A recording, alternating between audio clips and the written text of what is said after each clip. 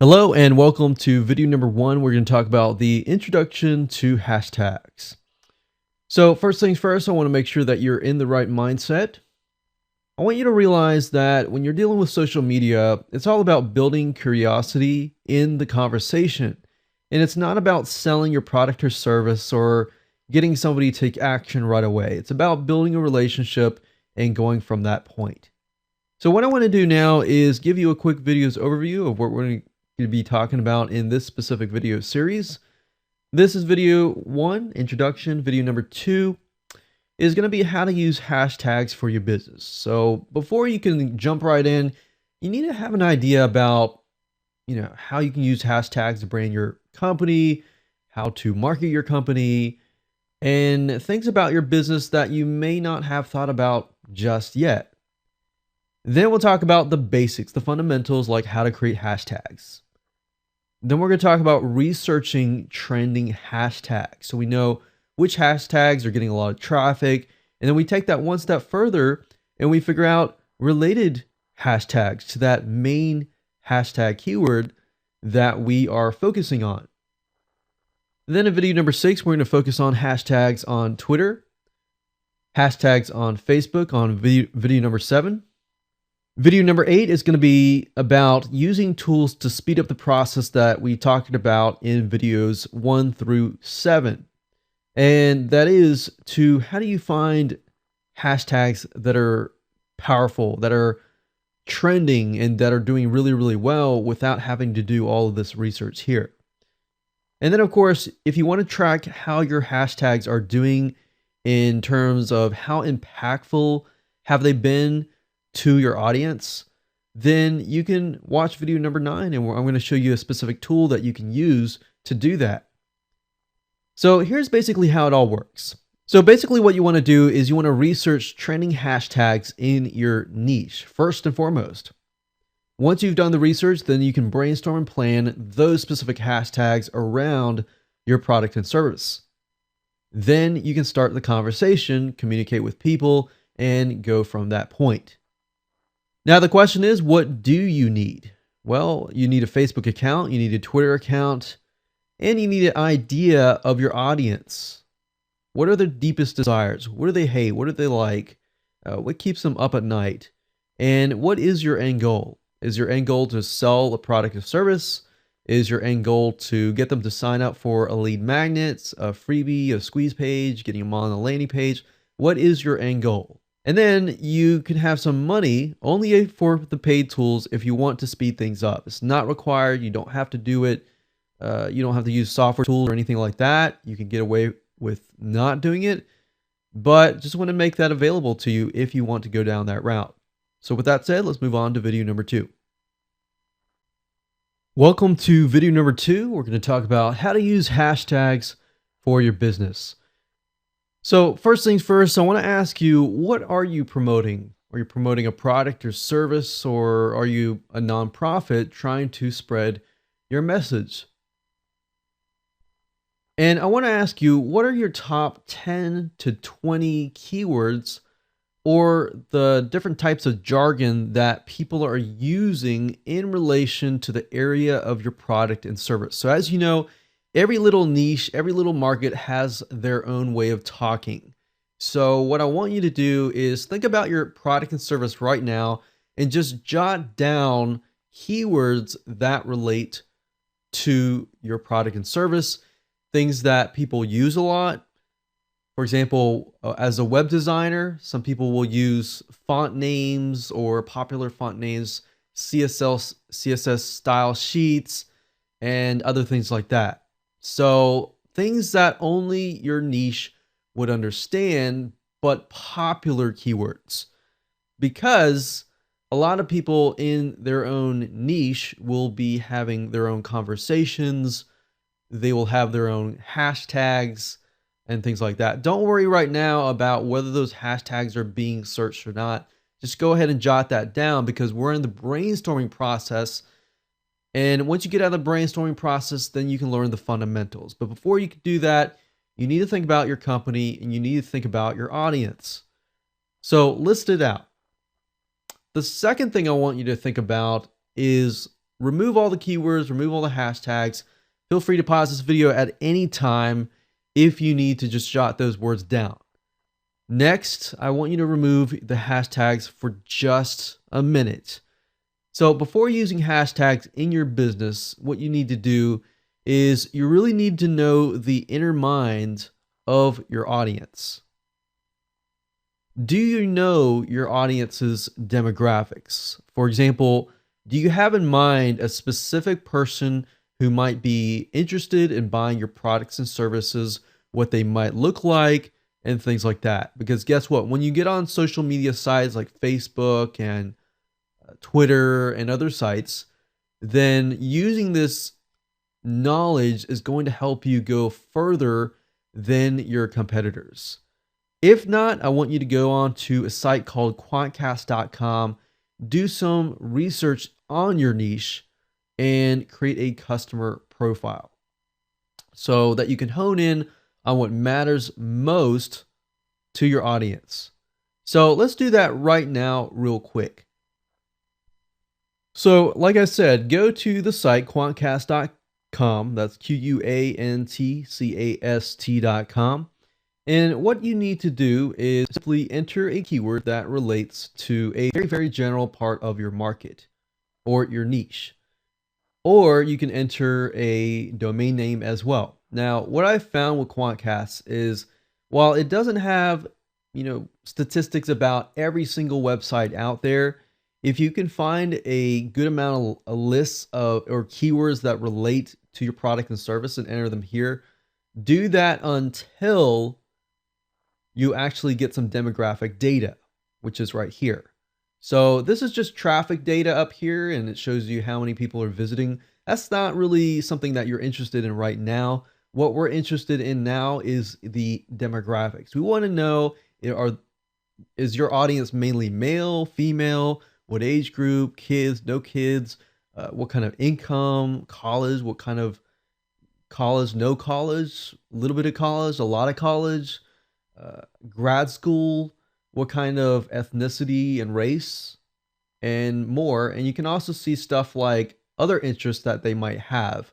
So even though they're not necessarily like news might not be related to your product and service, you will know that this type of person is most likely going to be interested in your product itself. So this is golf niche right here. So what we're seeing is in the golf niche, it's obviously dominated by male, mainly 45 to 65 above, no kids, meaning that more likely the kids are out of the house. They have a high income, generally 100,000 or above, basically 6-figure to 7-figure incomes. They have at least college or grad school, and they're mainly Caucasian.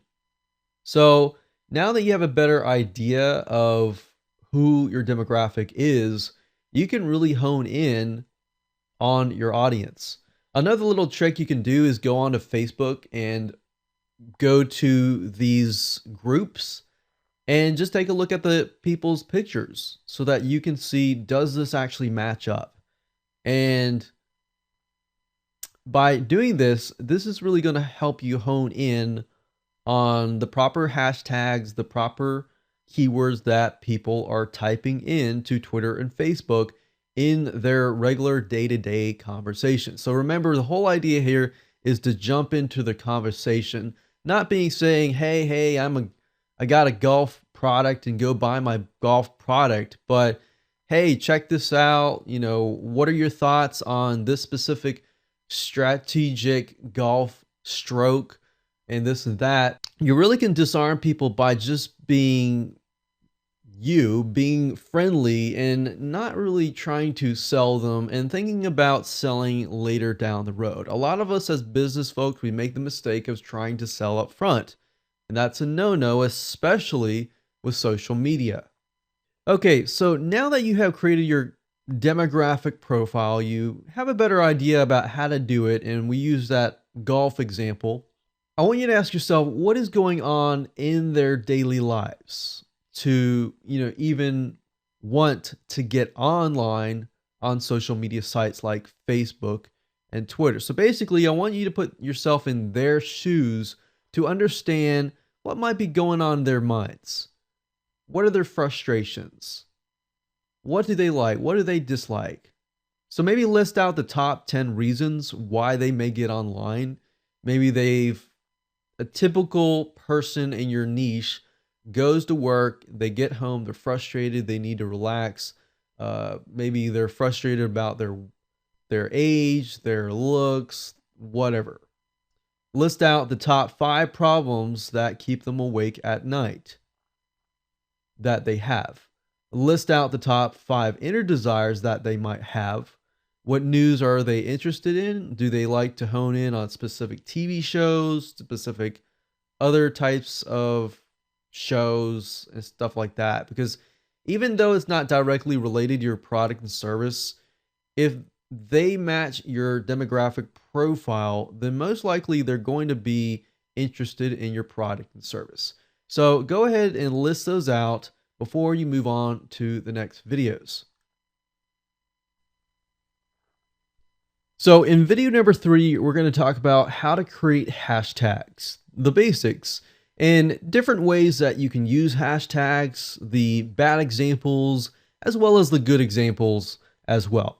So now that we can understand our business, what we're promoting, keywords that are associated with it and the audience, now we can jump in and talk about the fundamentals. The fundamentals are super easy. So from here on out, it's going to be really, really easy. You're going to realize you can implement this stuff today and right away.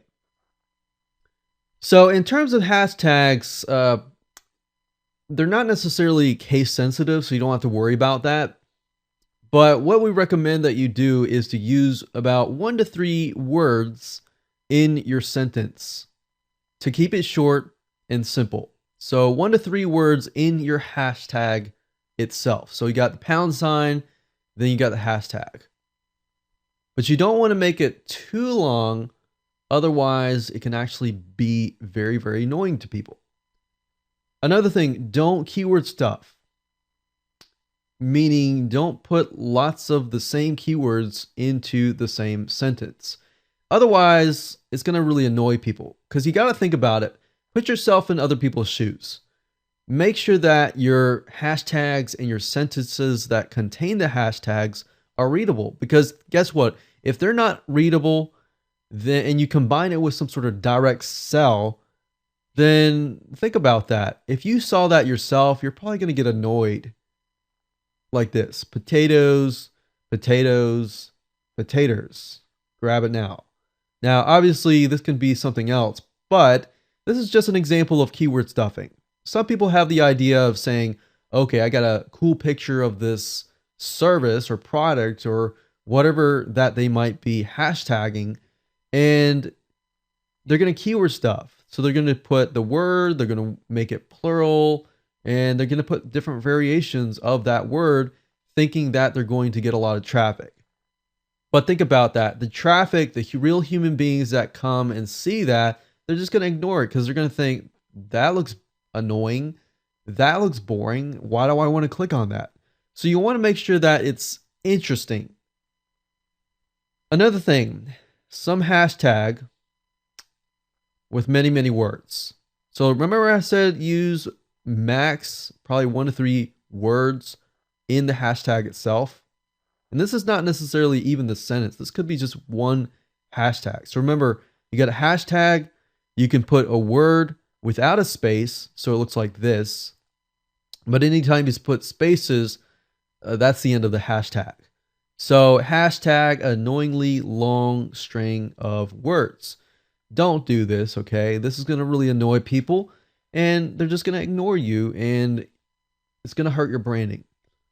Now, before I talk about doing hashtags the right way and giving you some ideas on how you can approach this, I want to say be careful what you hashtag. I want to give you an example here.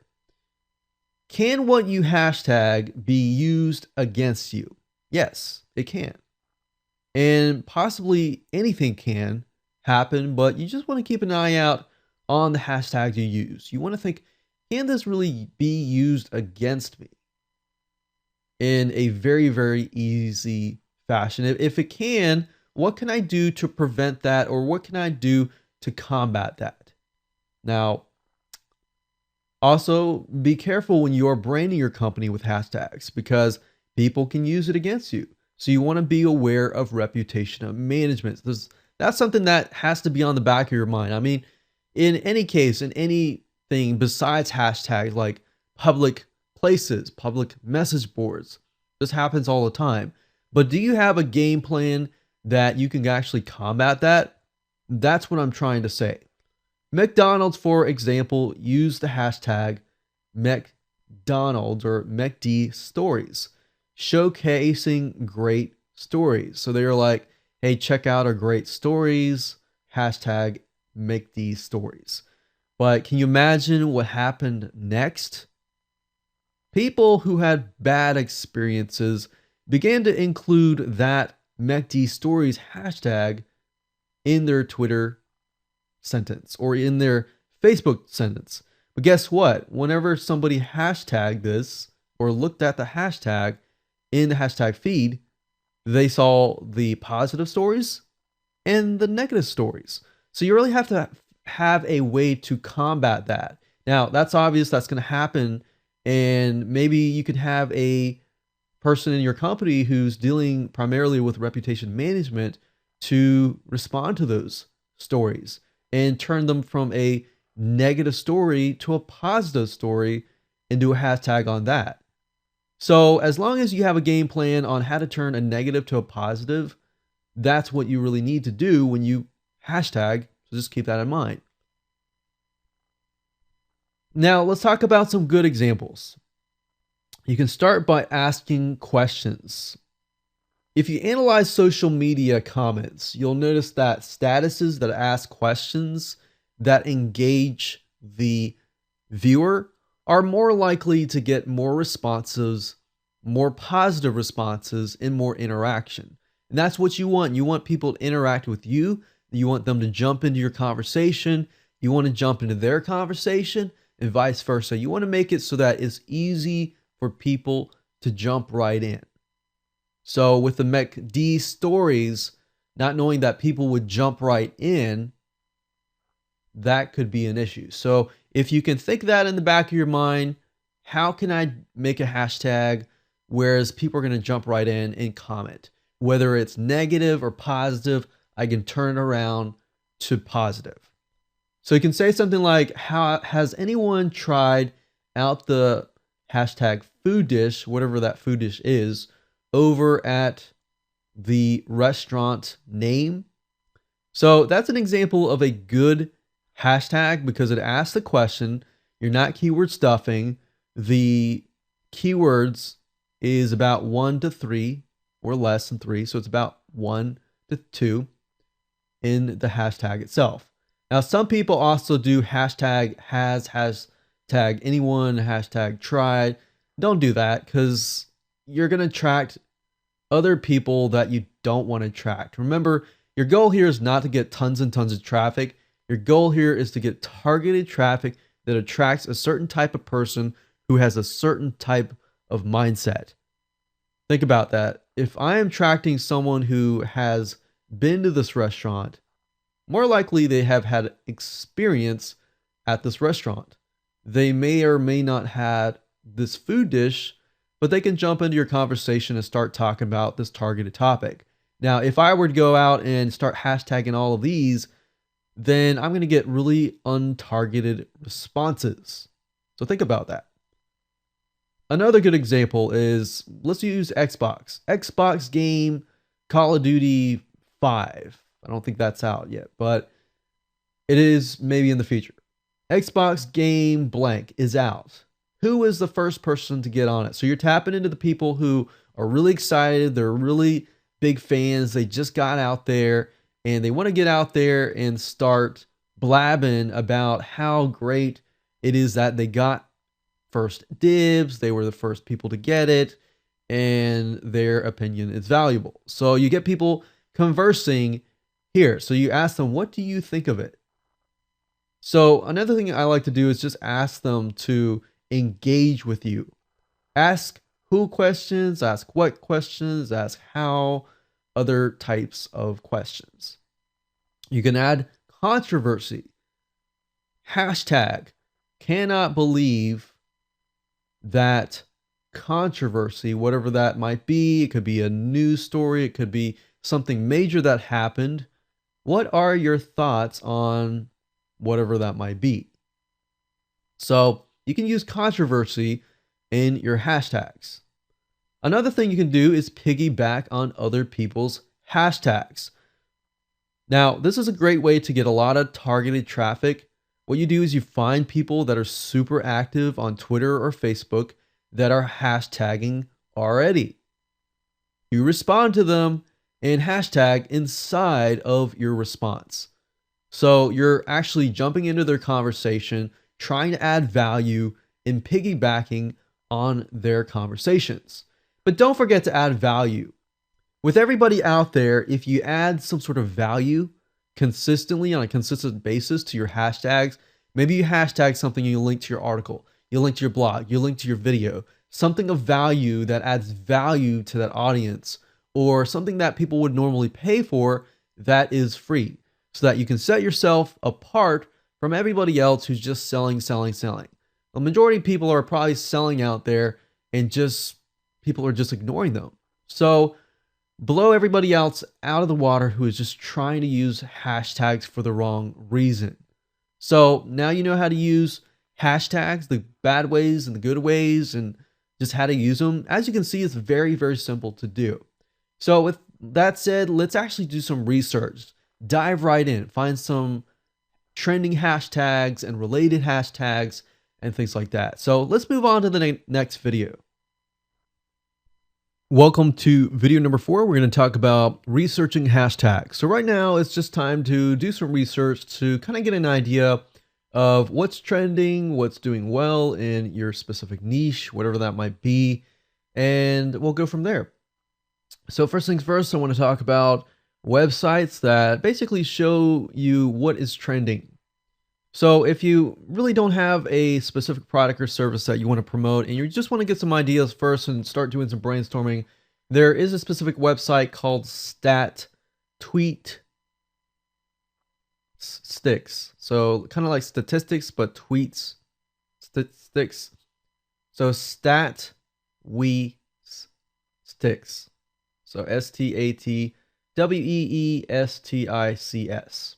It's definitely a tongue twister. But if you go to the site and go to the hashtags tab here, you don't really need to type this in. You're going to see the trending hashtags within the 24 hours, within this week, within this month, within this year, and so forth. And you can actually see what's moving out, what's moving down, what's about the same, and what people are talking about basically. So if you want to hone in on, specific games, for example, video games, other things like that, then you can easily do that and get into these little niches. Now, obviously, you as a business owner or nonprofit, or you're trying to get your message out, most likely you're not really interested in trending hashtags in general. What you're interested in is trending hashtags or hashtags that are widely used within your niche. So what I recommend you do is you go to a website called hashtags.org. We're also going to use Twitter, but I just want to show you a few websites you can use first that are free. And all you have to do is simply enter the hashtag right here. So let's say, for example, that I have a company. It's a doggy bakery, and I cook doggy cakes and cakes specifically for dogs, and I can send them over all around the country for people. So I'm going to type something like dog bakery and see what I get.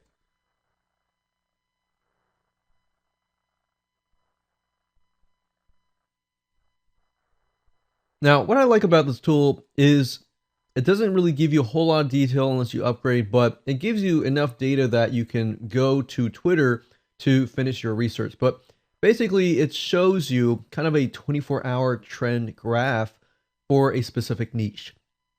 Now, obviously, it took my dog bakery and it turned into dog, but that's because I need to squish the words together.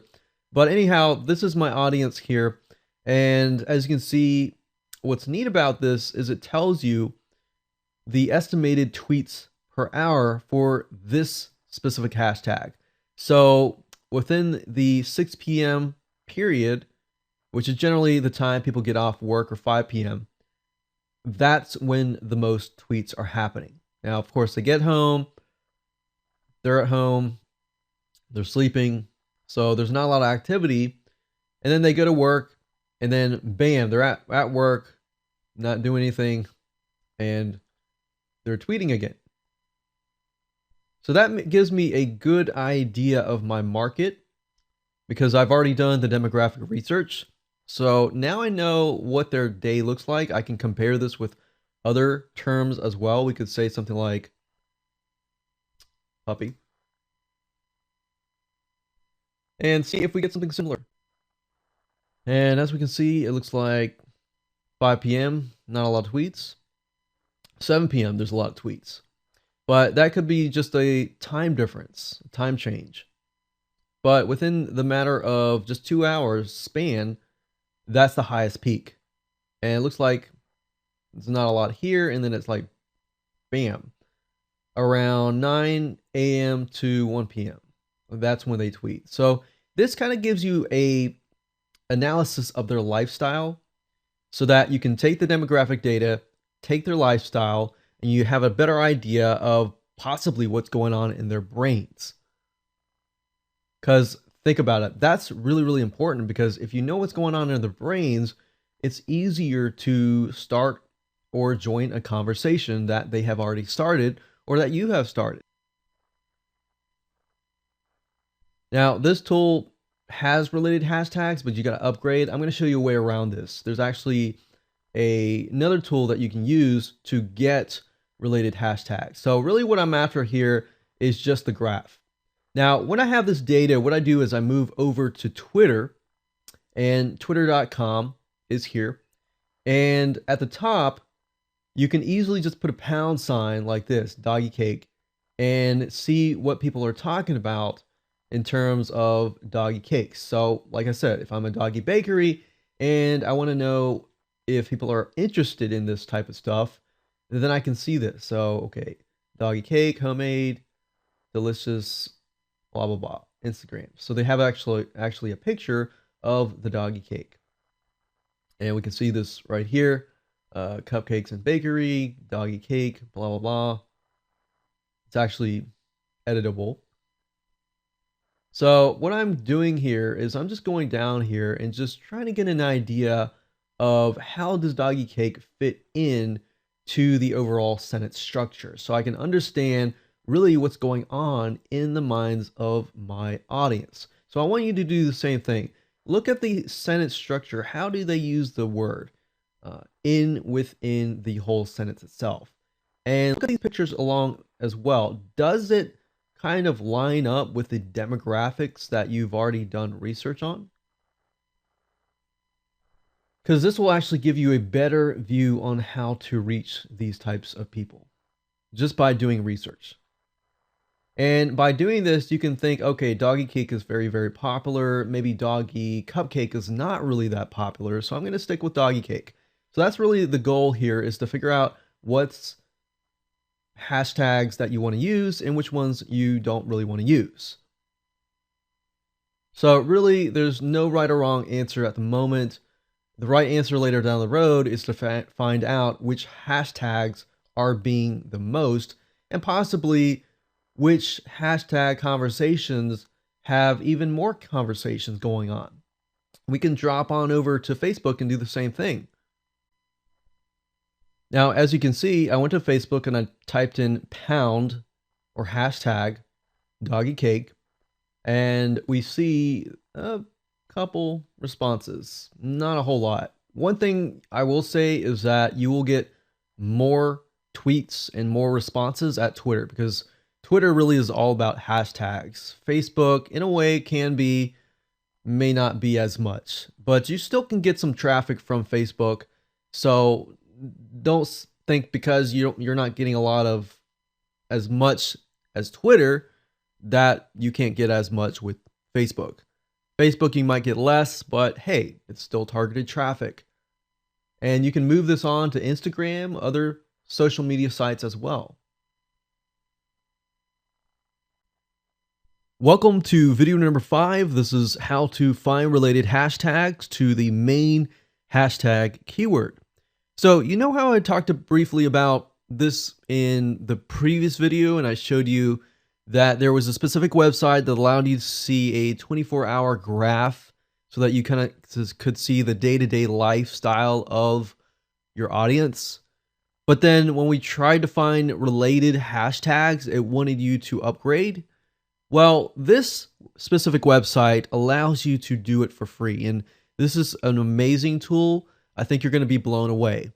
So if you take a closer look here, the site is called Hashtagify.me. And if you go to this website, you'll be able to see related hashtags. You'll also be able to see top influencers, usage patterns, and in-depth intelligence. But right now, we're primarily interested in related hashtags. Now, this is really amazing because you can see the inner thoughts of the conversation. So as you know, a conversation has more than one word, but generally speaking, it has a main theme. But with this tool, it allows you to see the main theme plus all the keywords that are associated with that theme in analyzing all these other tweets. So let's stick with the theme that we talked about earlier, which was doggy cake. And let's take a look at the conversation. So what I need to do is put a hashtag doggy cake and see what we get. So what this does is it analyzes a bunch of tweets. It takes the top tweets and it says, okay, doggy cake somehow is related to doggy birthday and celebration. So obviously, as real human beings, we know that to be true, right? We know generally somebody gets a doggy cake for some sort of celebration, most likely a doggy birthday. Unfortunately, that's something that we as dog owners do. We get stuff for our dogs, especially if they are kind of like our kids. But you can see the conversation going on here. So maybe within doggy cake, I can use doggy birthday and doggy celebration so that people in that niche know that, hey, this guy knows our jargon. So obviously this is pretty obvious, but you know what I'm saying. If you go dig deeper into some sort of other tweets, other niches, you're going to have your own jargon. So let's dig in. Let's say something like WordPress theme and see what we get. So WordPress theme, obviously that's going to be different themes, different designs. So we can see that WordPress is in the conversation. Themes is the conversation. These are different types of themes, responsive themes, Photoshop, which is part of the process of getting the theme created to get sliced and diced, if you're familiar with that. Responsive meaning mobile friendly.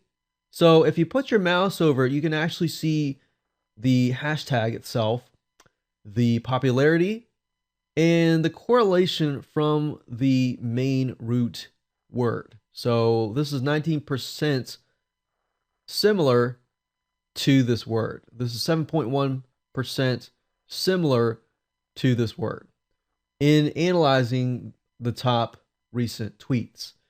So this graph and data right here is actually taken from a bunch of tweets and it analyzes it, and then it comes to that conclusion.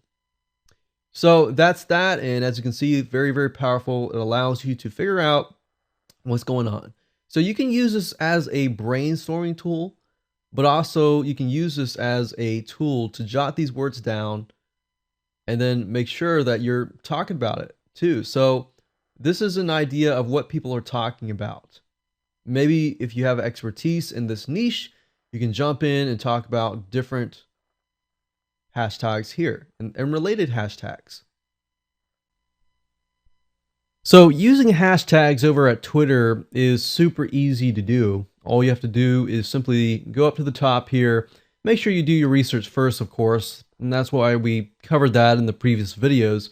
But assuming you've done your research, what you can do is, one thing is, if you do, let's say the doggy cake, for example, and I scroll down here and I find, this person here, we can see there's a one retweet here, and we could, click on this and we could respond to it with a hashtag relating to that. And doing that is just simple. It's just putting it into a sentence, putting in hashtag right before it. Just keep in mind that when you place a space right after that hashtag, it's going to either create a new word or you can create a new hashtag. But it's pretty much the same as composing a new tweet and then just placing the hashtag in here.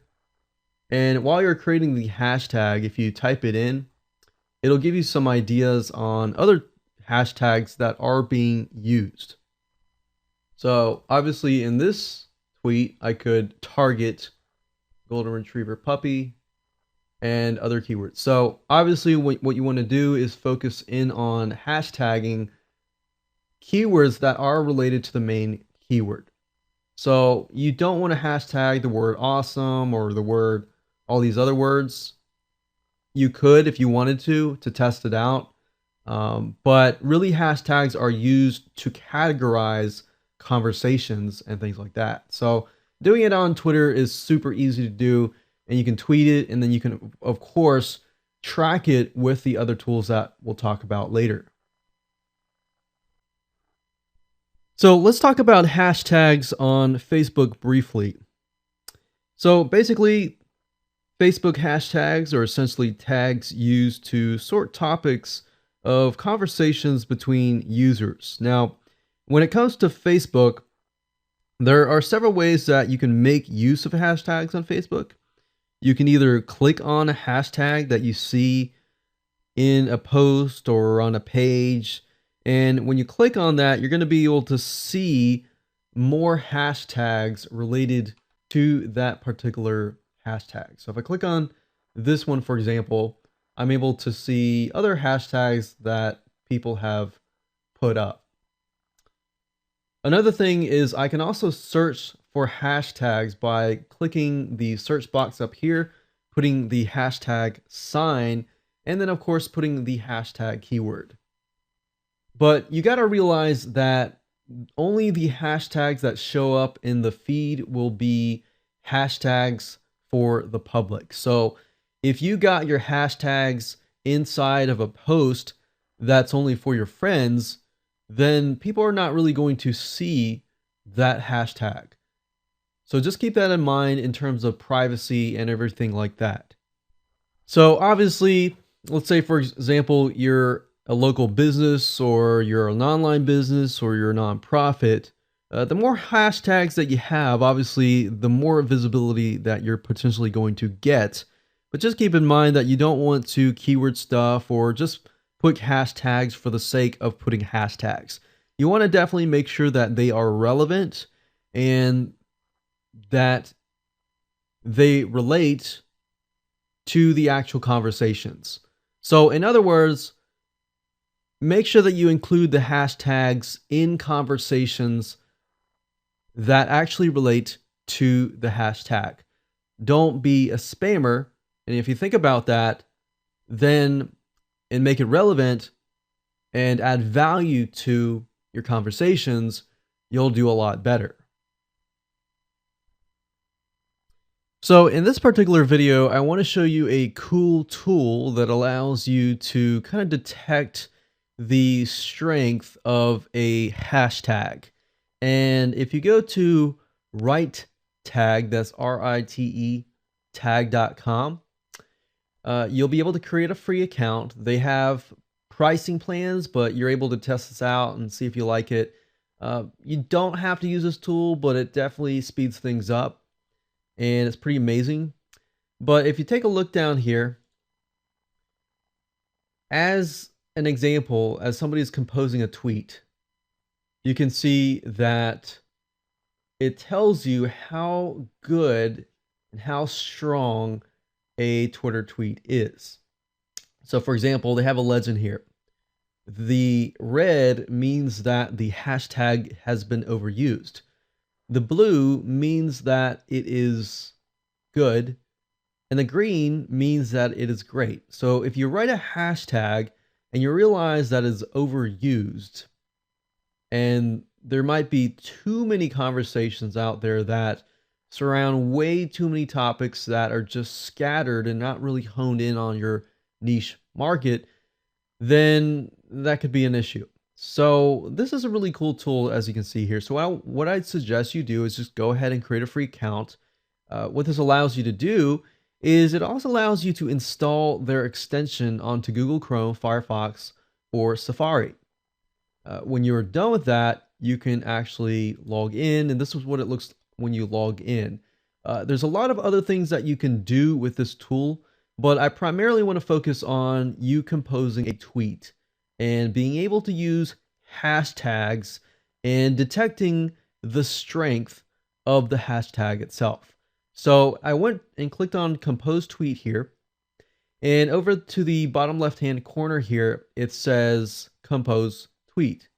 So we can write something like, has anyone tried the hashtag garden salad at the Olive Garden? And we can say something like Atlanta. And it's obviously gray, so want to do something like blue or green would be good. Red's not too good. If it's red, then obviously we can switch that hashtag to something else. So I just wanted to show you this really quick, that instead of trying to play the guessing game, you have here something that is a tool that will measure the strength and how good a hashtag really is. So I just want to say congratulations here for reaching the end of this video series. What I want to do now is just to show you a tool that you can use to track hashtags. Now, there are other tools out there, and if this is not available at the time of you watching this video, I recommend that you go to Google and look for hashtag tracking. But this is one of the ones that are good. And all you need to do is you need to have an account that's connected to Twitter for this to actually work. Because if you type in a keyword, it'll ask you to log in to your Twitter account because it'll analyze your Twitter. So what I did is I logged in and I typed in here the term hashtag doggy cake just to fit with the ongoing theme that we've been going on in this video course.